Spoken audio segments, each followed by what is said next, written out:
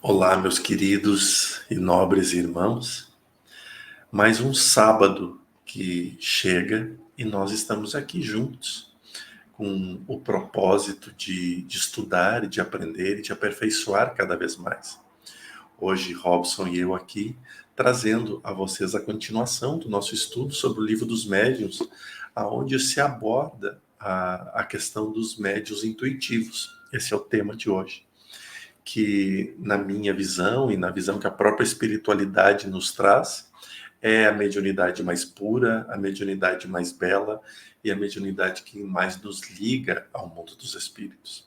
Sim, pode parecer estranho, porque muitos dizem, mas para quem enxerga é melhor, para quem escuta é melhor, mas a intuitiva, ela é incrível, porque o médium, ele apenas recebe.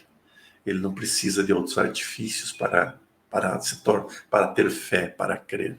Então isso deixa a mediunidade linda e especial. Mas antes de nós entrarmos nessa parte, convido vocês a fazer uma prece. Vamos elevar o nosso pensamento ao alto e rogar ao mundo maior o auxílio e a proteção. Senhor, neste momento, nos entregamos a Ti e à vontade divina para com a nossa luz, para com o nosso amor e para com o nosso adiantamento. Permita, Senhor da vida, que através de Jesus, os bons espíritos possam chegar até nós, trazendo-nos o amparo necessário, trazendo-nos o socorro necessário, e assim aprendendo, crescendo e vivendo.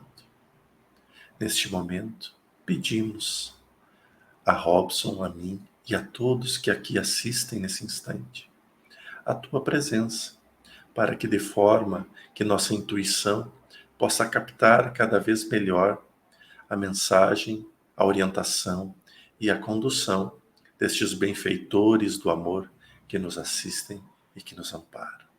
Que assim seja. Que assim seja. Então nós estamos estudando o Livro dos Médiuns, é o capítulo 15, que tem o título Médiuns, Escreventes ou Psicógrafos, e o item número 180, que é a segunda parte. A gente viu os médiuns mecânicos semana passada, e essa semana os médiuns intuitivos, né? Então, a transmissão do pensamento também pode se produzir por intermédio do espírito do médium, ou melhor, de sua alma, uma vez que por esse nome designamos o espírito quando está encarnado. O espírito desencarnado, nesse caso, não age sobre a mão para fazê-la escrever, não a toma, não a guia. Ele age sobre a alma com a qual se identifica. A alma, por esse impulso, dirige a mão, e a mão dirige o lápis. Notemos aqui uma coisa importante de saber. O espírito desencarnado não substitui a alma, porque ele não pode substituí-la, tomar o seu lugar. Ele a domina e lhe imprime sua vontade. Em tal circunstância, o papel da alma não é absolutamente passivo, uma vez que ela recebe o pensamento do espírito desencarnado e o transmite. Nessa situação, o médium tem consciência do que escreve, embora não seja seu pensamento. É o que se chama de médium intuitivo. Mas, sendo assim, dirão, nada prova que seja um espírito desencarnado quem escreve, e não o do médium. Fazer essa distinção é, de fato, algumas vezes bastante difícil, mas pode acontecer de isso não ter muita importância. Entretanto, pode-se reconhecer o pensamento sugerido por não ser nunca preconcebido. Ele nasce à medida que se escreve, e muitas vezes é contrário à ideia prévia que se havia formado. Pode até mesmo estar fora dos conhecimentos e das capacidades do médium. O médium mecânico é como se fosse uma máquina. O médium intuitivo age como faria o intérprete, porque, de fato, para transmitir o pensamento deve compreendê-lo, apropriar-se dele, de certo modo, a fim de traduzi-lo fielmente.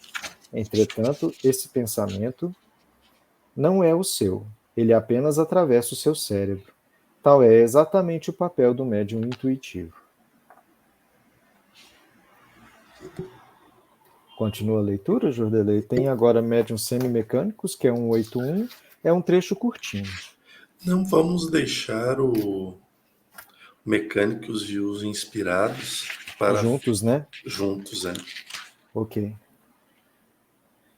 E uma das coisas interessantes, eu estava aqui até refletindo um pouco, por isso não falei, é que, primeiro ponto, reforçando, alma, o Kardec ele atribui a terminologia alma para nós que estamos reencarnados.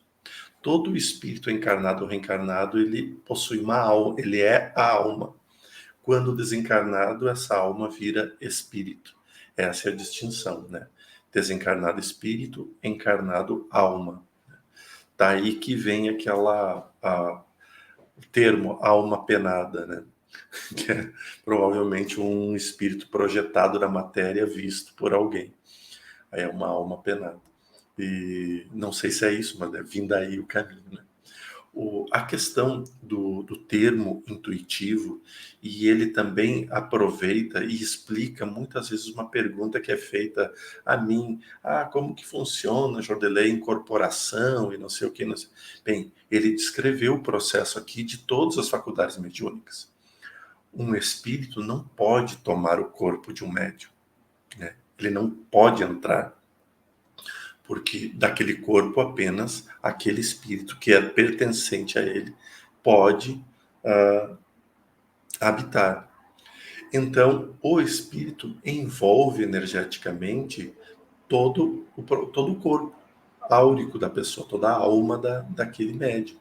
E aí ele começa a dirigir, ou seja, ele começa a conduzir, você precisa da mão, você precisa da voz, mas envolvendo e isso Kardec explica muito bem aqui. Agora, o termo intuitivo, e aqui nós estamos falando de psicografia, claramente, né? E a gente também precisa entender que ele se expande às demais faculdades mediúnicas. Eu diria que a maneira pela qual a psicografia foi delineada em 3 ou 4 caminhos bem distintos, elas precisam ser avaliadas e levadas também para as outras faculdades mediúnicas, principalmente a da psicofonia ou de médiuns sensitivos, que são aqueles que dão passividade nos grupos mediúnicos, mas que não é um trabalho de psicofonia. E por quê? Porque eles trabalham exatamente nesse primeiro campo, aonde eles recebem a informação do espírito e depois transmitem a informação do espírito, como intérpretes do espírito, né? E é aí que entra também um trabalho muito cuidadoso e muito preocupante na consciência de muitos médios, que é o animismo, do qual eu não vejo com tantos problemas assim. Necessário ficar atento, mas eu não vejo como problema.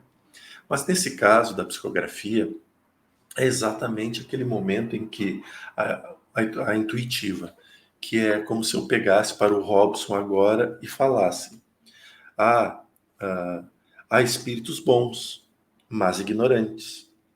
E aí, conforme eu falo para o Robson, ele vai lá e escreve: há espíritos bons, mas ignorantes. Né? E Ou seja, eu estou ditando e o Robson está escrevendo. Esse é o trabalho de uma psicofonia, de uma psicografia intuitiva, que depois a gente vai ver as demais. Mas esse processo é muito interessante e ele é o começo de todas as faculdades mediúnicas. Porque, a não ser casos específicos, por toda a regra existe exceções, em que o médium do nada descobre que tem mediunidade e a mediunidade passa a ser ostensiva no primeiro instante. Há muitas pessoas que são assim, mas é um número pequeno em relação ao montante de médiums existentes. A mediunidade, geralmente, ela surge da intuição.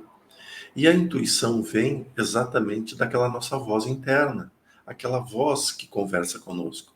Há alguns estudiosos que talvez dizem que é o ego falando conosco, aí o Robson pode ter muito mais propriedades para falar em relação como a ciência ou a psicologia vê essa conversa interna.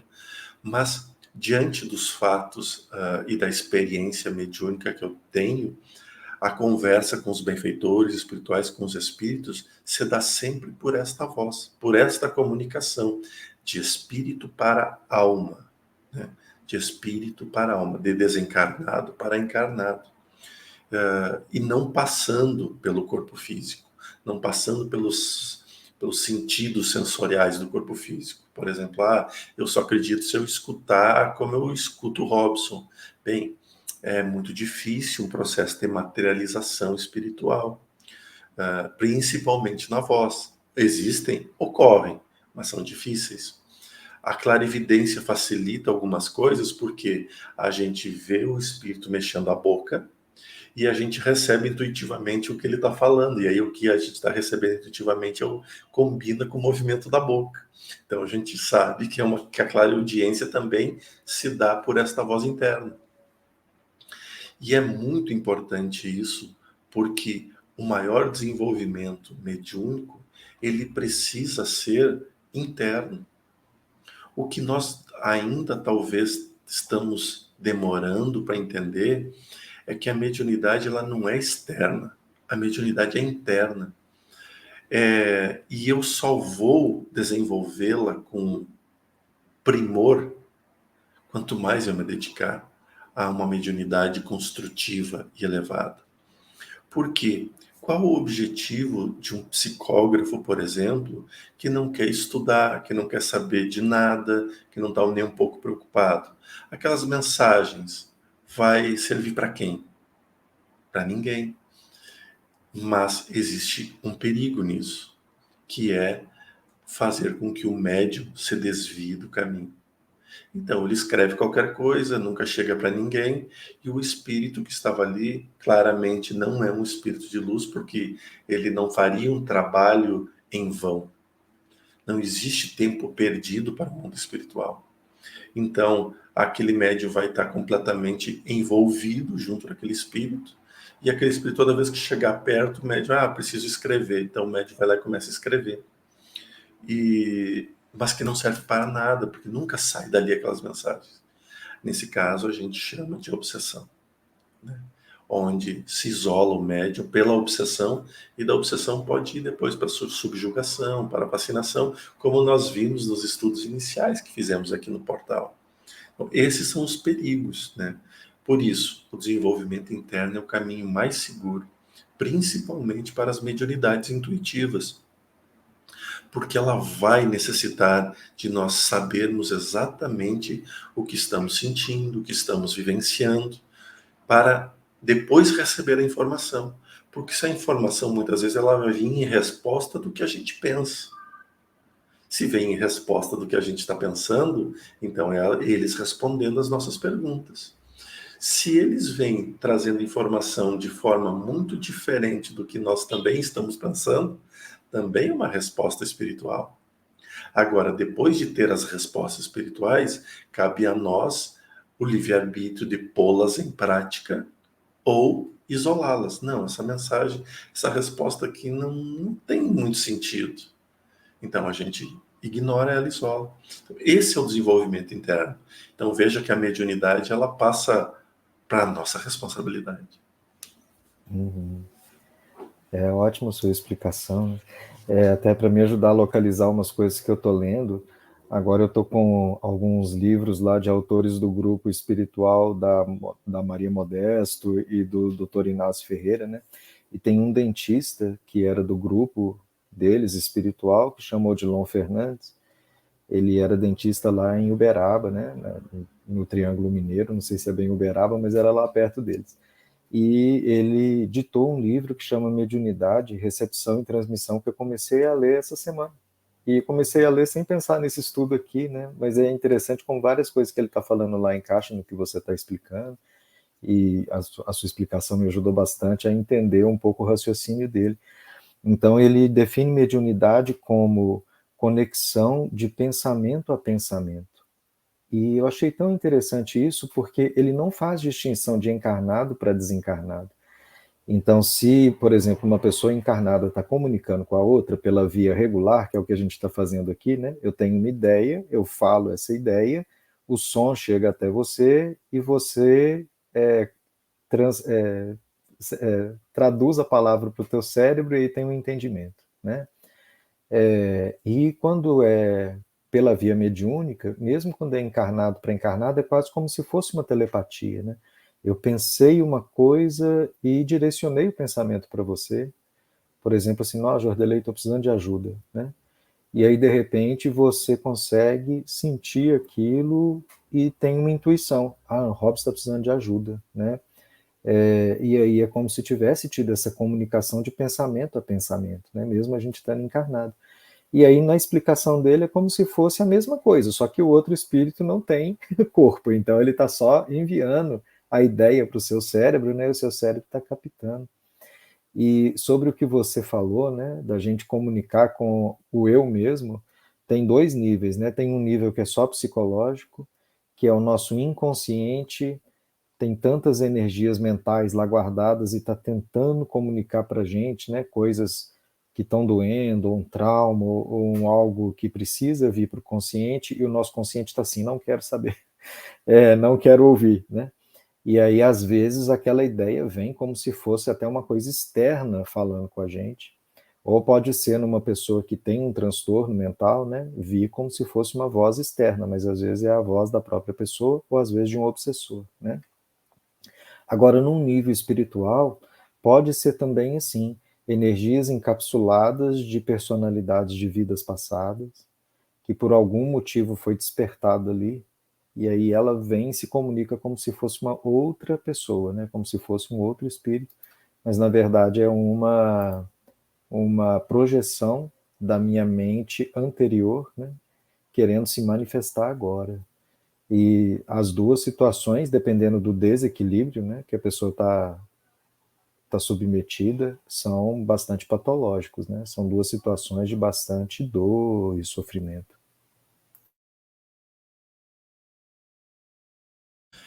Perfeita explicação. E, claro, eu comungo totalmente da ideia do autor desse livro. Eu costumo dar exemplo apenas de desencarnado para encarnado para fixar bem na questão mediúnica.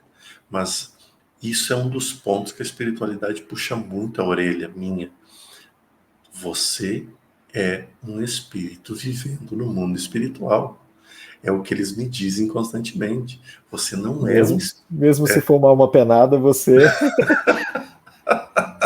Sim, porque eles dizem que eu preciso pensar. Claro, eles dizem nitidamente para mim, você precisa parar de separar o mundo espiritual do mundo terreno. Tudo é um mundo espiritual. Então a comunicação que se dá de nós entre você se dá de você entre os outros. E eu queria dar um exemplo muito claro, que a Maria Rita, ela tem um poder de mandar pensamento para as pessoas muito incrível. Não é um poder, uma facilidade é o termo correto. Quando eu tocava os concertos que ela assistia, e olha que os teatros, a plateia sempre está no escuro, né? Só a orquestra que fica no claro. Ela ficava mandando pensamento. Jordelei, Jordelei, Jordelei, Jordelei. E eu sempre achava ela na plateia. Né? Eu sempre achava ela na plateia. E aí, quando eu parava e olhava para ela, ela sabia que eu tinha recebido a informação. Então, era uma coisa engraçada. Ela consegue mover essa energia da comunicação, que é uma mediunidade incrível também. Mas para não nos alongarmos mais, e temos muito assunto para falar sobre mediunidade, sobre intuição, sobre formas, mas aqui é lançar a ideia. E vocês pesquisem, porque tem tanta coisa boa para pesquisar. Né? Um abraço muito grande, um sábado maravilhoso, especial para todos vocês, e fiquem com Deus. Até mais.